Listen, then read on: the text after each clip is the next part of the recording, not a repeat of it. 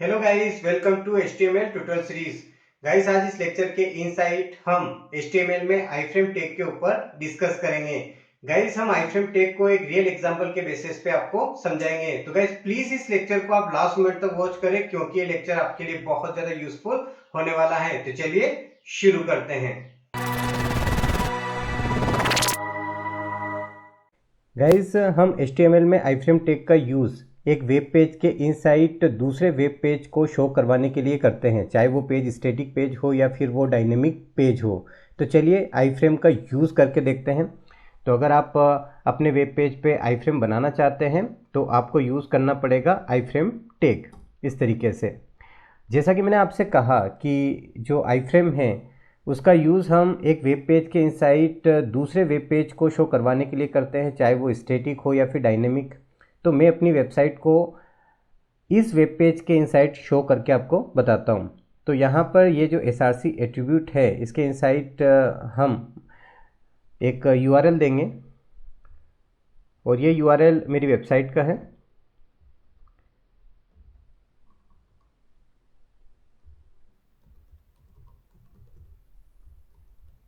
चलिए, मैंने यहाँ पर URL दिया है। अब मैं इसे ब्राउज़र पे आपको शो करके बताता हूँ।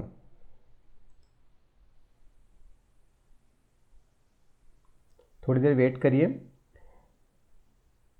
तो यहाँ पर आप देख सकते हैं मेरा जो वेबसाइट है इस वेब पेज के इनसाइट शो हो रहा है इस तरीके से।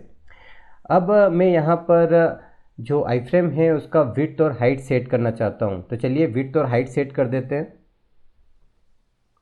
तो यहाँ पर विड्थ और हाइट सेट करने के लिए हम विड्थ और हाइट एट्रीब्यूट का यूज़ करेंगे। मैं विड्थ यहाँ पर 300 पिक्सल दे देता हूँ और जो हाइट है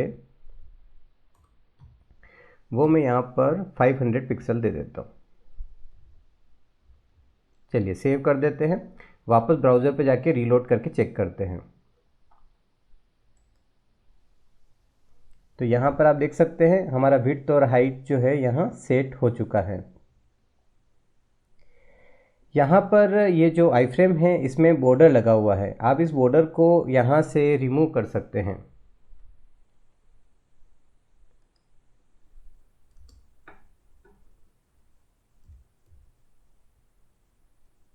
तो यहाँ पर ये जो फ्रेम बॉर्डर है इसको मैं 0 कर देता हूँ।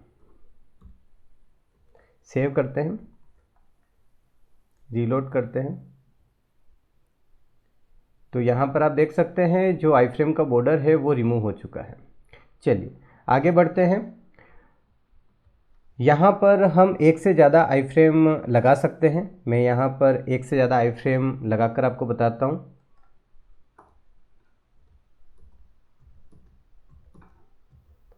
चलिए सेव करते हैं। यहाँ पर रीलोड करके चेक करते हैं। तो यहाँ पर आप देख सकते हैं यहाँ पर हमने एक से ज़्यादा आईफ्रेम लगाए हैं और यहाँ पर ये सारे शो हो रहे हैं। और सारे आईफ्रेम के इनसाइट आप अलग अलग URL डाल सकते हैं जिससे अलग अलग वेब पेज एक ही पेज पे आपके शो हो जाएंगे। चलिए आगे बढ़ते हैं और यहाँ पर एक कॉन्सेप्ट और होता है उसको मैं बताता हूँ। यहाँ बहुत आसान है। यहाँ पर मैं एक लिंक बना रहा हूँ, ध्यान से समझिएगा, बहुत आसान है। और यहाँ पर मैंने लिंक का नेम दे दिया है जावा टी पॉइंट। एक्चुअली मैं जावा टी पॉइंट का जो साइट है उसको यहाँ शो करवाना चाहता हूँ। आप कोई दूसरी साइट भी शो करवा सकते हैं, कोई स्टैटिक पेज भी शो करवा सकते हैं। तो करना क्या है, सबसे पहले तो यहाँ पर जो href एट्रीब्यूट है यहाँ मुझे उस वेबसाइट का URL देना है। तो मैं यहाँ उस वेबसाइट का URL दे देता हूँ।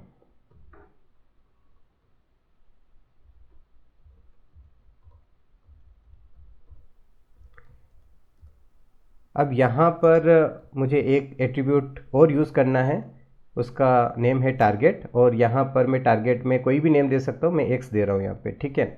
अब यहाँ मुझे जिस आईफ्रेम के इनसाइट इस वेब पेज को शो करवाना है उसे नेम असाइन करना होगा। उसके लिए मैं नेम एट्रीब्यूट का यूज़ करूँगा और यहाँ पर नेम मुझे वही देना है जो मैंने टारगेट में दिया है। जैसे मैंने यहाँ x दिया, तो यहाँ आप देख सकते हैं टारगेट में x है। तो ये जैसे ही मैं जावा टी पॉइंट टेक्स्ट के ऊपर क्लिक करूँगा तो ये वाला वेबसाइट इस आई फ्रेम के इनसाइड आ जाएगा। अभी इसमें कोडेश वाला वेबसाइट रहेगा, जैसे ही मैं क्लिक करूँगा तो इसमें जावा टी पॉइंट वाला वेबसाइट आ जाएगा। तो चलिए मैं रीलोड करके बताता हूँ आपको।